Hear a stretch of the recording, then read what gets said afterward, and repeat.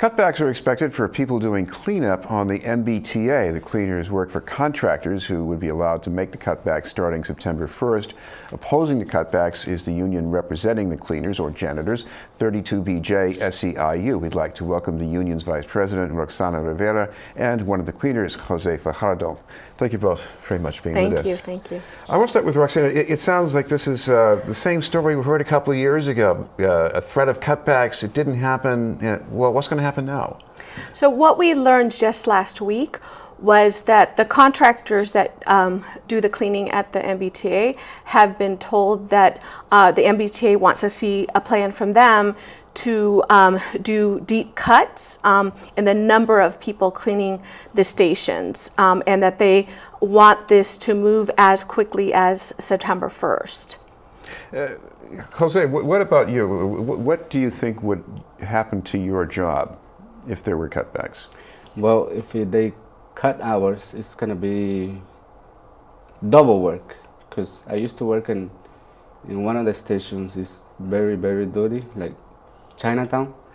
Then that station, you need to be on the elevator like it's a bathroom, because they use the elevator for do whatever they want. Like you need to put a map in the bucket and then like check like every 10-15 minutes all day long, and they don't see that. They think the station's cleaning by itself.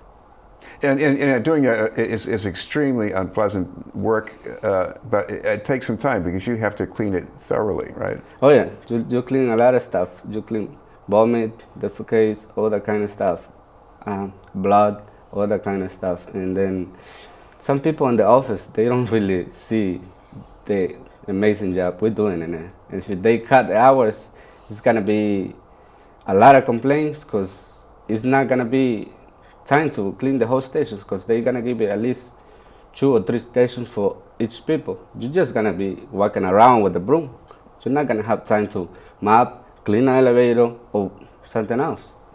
Roxana, what about this? I mean, you've seen other contracts around the country, other systems. Can they maybe squeeze more productivity out and still do the job? What do you expect is going to happen here?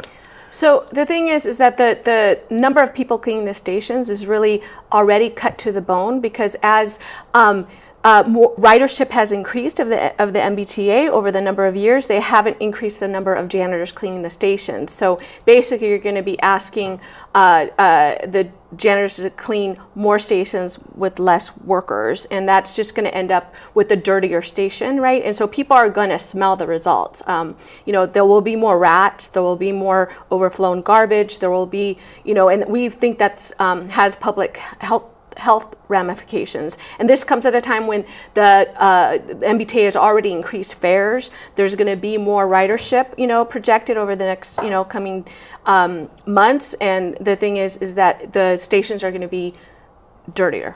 We're talking with Roxana Rivera and José Fajardo from 32BJ SEIU. Jose, what about your work you're doing now at Forest Hill Station? It's a big station, so you must have a lot to do there. Yeah, it is a big station. Yeah, at least you have to, like, the normally work I do is like with the broom and the dustpan.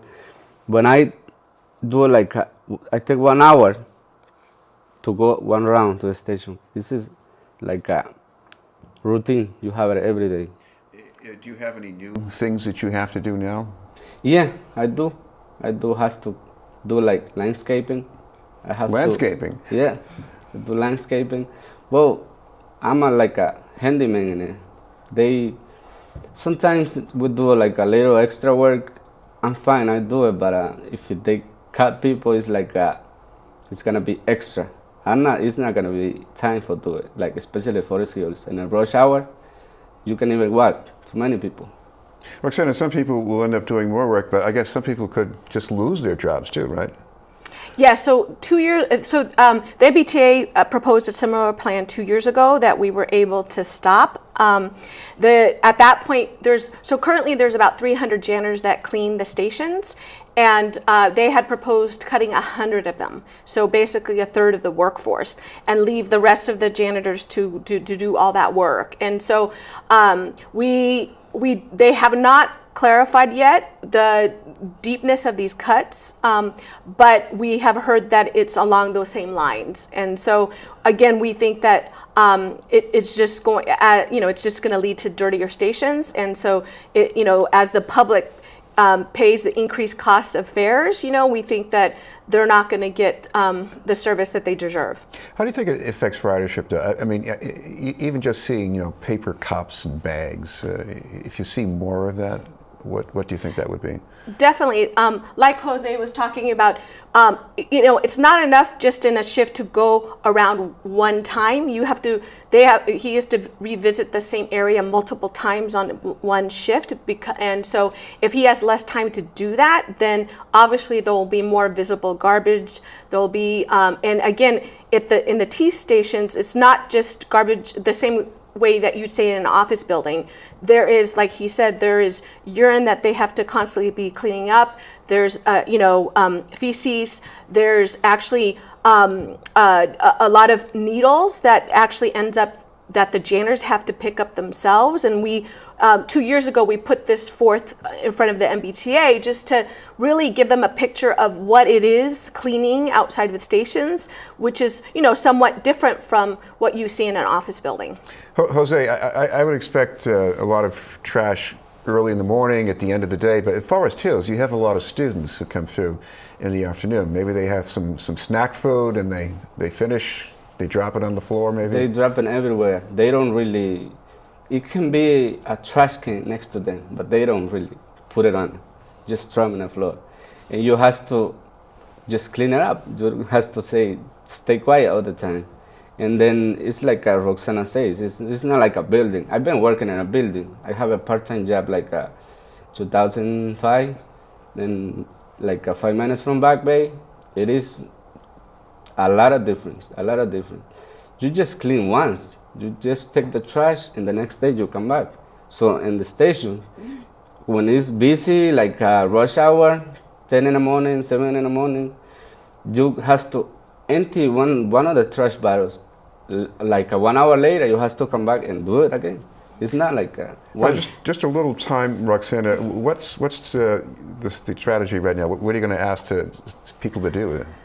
So we're asking people to to call the governor's office, call the MBTA office, tweet, use social media, right? Because we think it's really important for the public to let the governor's office know that basically they want a safe and clean T station, and that with the rising fares of the fare, cost of the fares, that they also want a clean and safe station. And so we want folks to reach out to the governor's office and to the MBTA. Thank you both very much, Roxana Rivera and José Fajardo from 32BJ SEIU.